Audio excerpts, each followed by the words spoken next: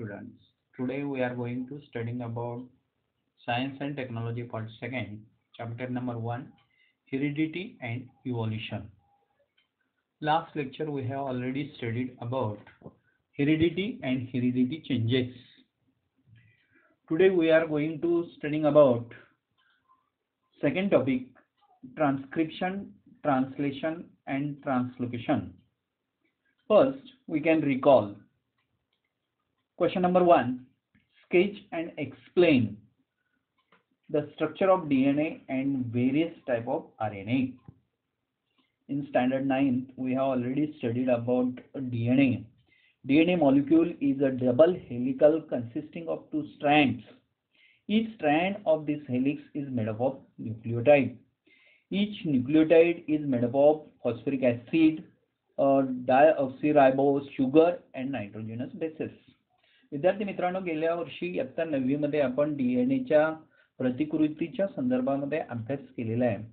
डीएनएची प्रतिकृती ही द्विसर्पिलाकार आकाराची असते आणि त्यामध्ये न्यूक्लियोटाइड्स असतात जे की phosphoric acid,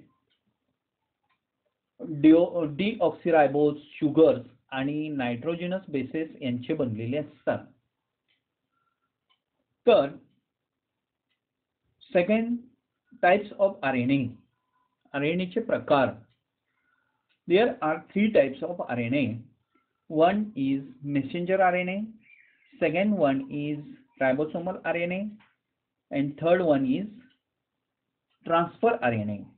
That means mRNA, rRNA, and third tRNA. First, mRNA, messenger RNA. Messenger RNA means carries the information from protein synthesis from genes on DNA chain in nucleus to the ribosomes in the cytoplasm. Therefore, it is called as messenger RNA. हा messenger RNA DNA वरती असणाऱ्या jeans करून protein सिंथेसिसची माहिती घेऊन येत असतो, त्यालाच messenger RNA असं म्हटलं जातं. rRNA is the component of the ribosomes and it helps in protein synthesis. rRNA हा रायबोसोमचा एक घटक असून तो देखील प्रोटीन सिंथेसिस साठी मदत करत असतो. तर tRNA is present in the cytoplasm. tRNA हा सायटोप्लाझम मध्ये असतो. According to the message of the mRNA, it carries the specific amino acids up to the ribosomes as per the message coded on mRNA. mRNA वरती असणारा जो coded message आहे त्यानुसार तो amino acids रायबोसोम्स कडे घेऊन येण्याचं काम त्या ठिकाणी करत असतो. तर अशा पद्धतीने हे 3 टाइप्स आहेत. Second question, explain the meaning of genetic disorder and give names of some disorder. Genetic disorder, जनुकीय विकार. Genetic disorder are caused due to abnormality in chromosomes and mutation in genes.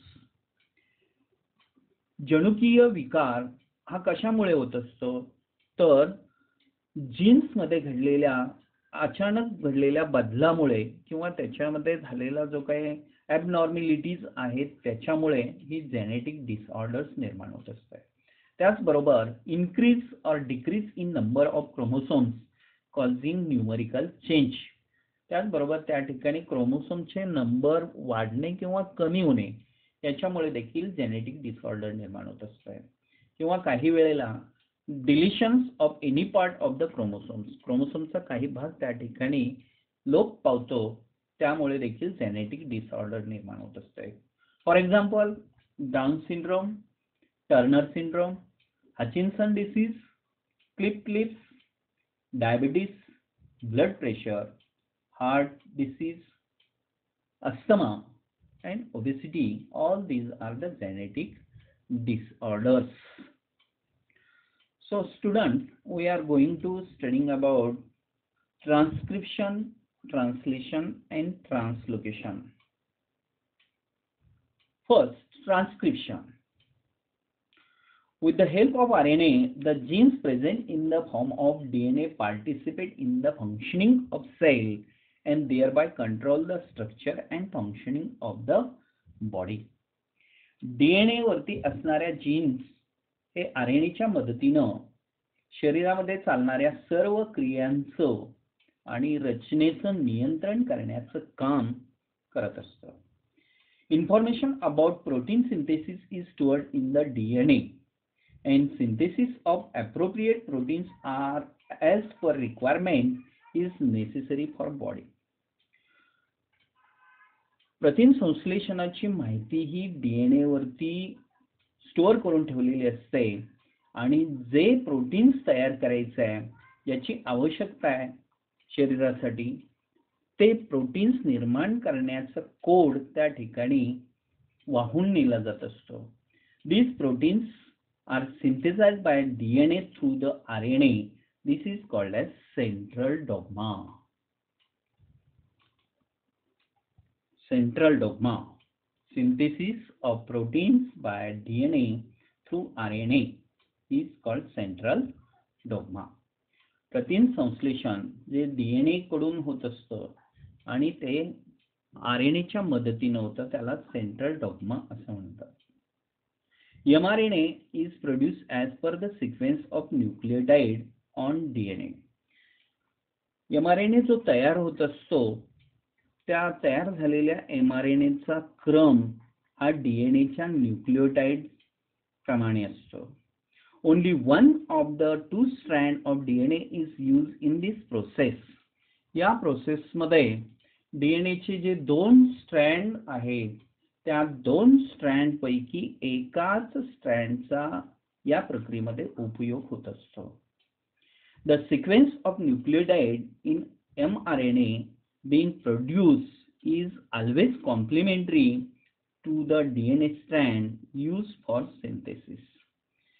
या ठिकाणी हा जो न्यूक्लियोटाइडचा mRNA वरती असणारा क्रम आहे तो DNA वरती असणाऱ्या क्रमाशी पूरक असतो आणि तो सिंथेसिस करण्यासाठी उपयुक्त असतो. This process of RNA synthesis is called transcription. आणि ही जी प्रक्रिया आहे त्याला आपण ट्रान्सक्रिप्शन असं म्हणतो.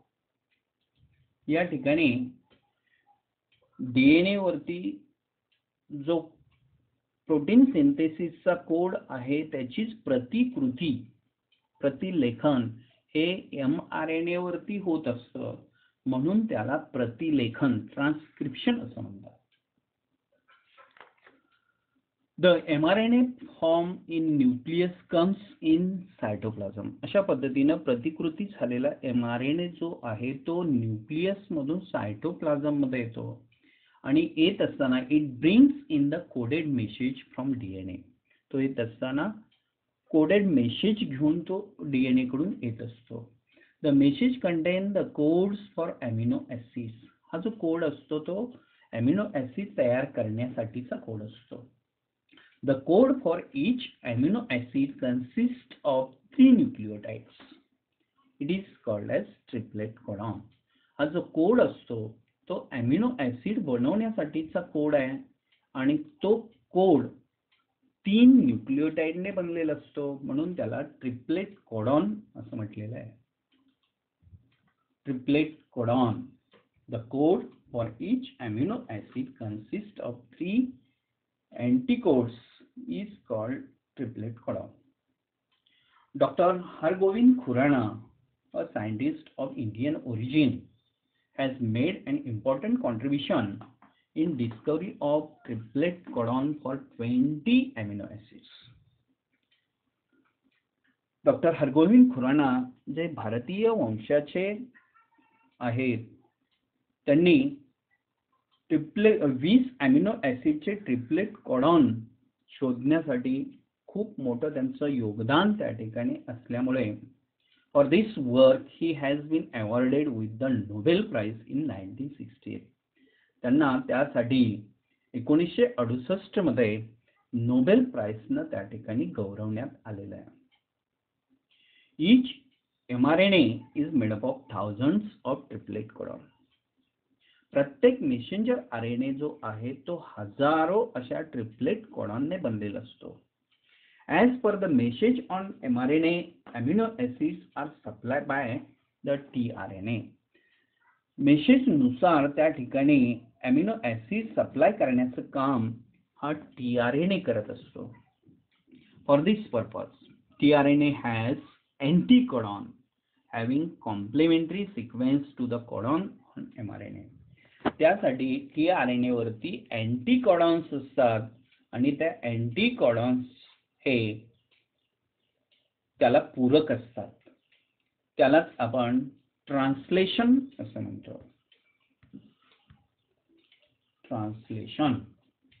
Translation भाषांतरण. As per the codon on mRNA, the tRNA molecules with complementary anticodon is brought near mRNA. This process is called translation.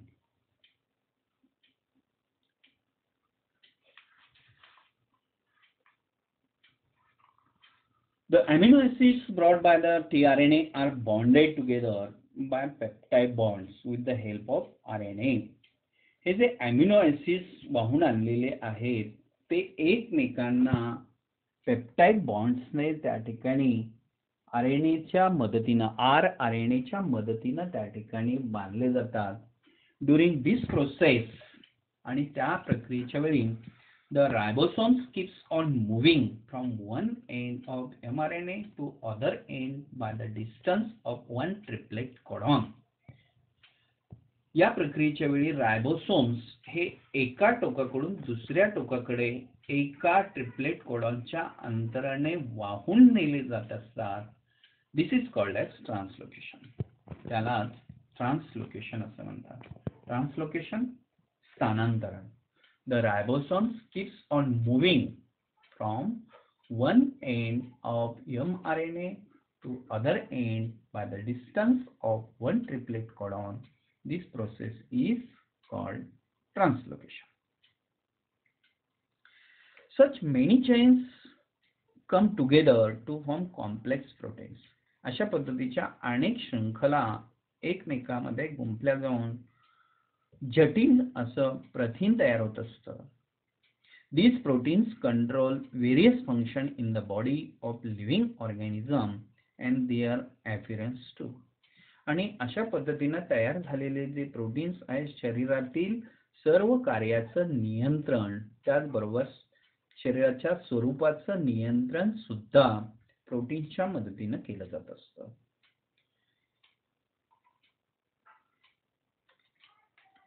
Living organism can produce new individuals like themselves due to genes. एका पिढीतून दुसऱ्या पिढीमध्ये संक्रमित होणारे जे काही जैविक गुणधर्म आहेत ते जीन्सच्या मदतीनं होत असतात. Only and some of those genes are transmitted to the next generation without any change.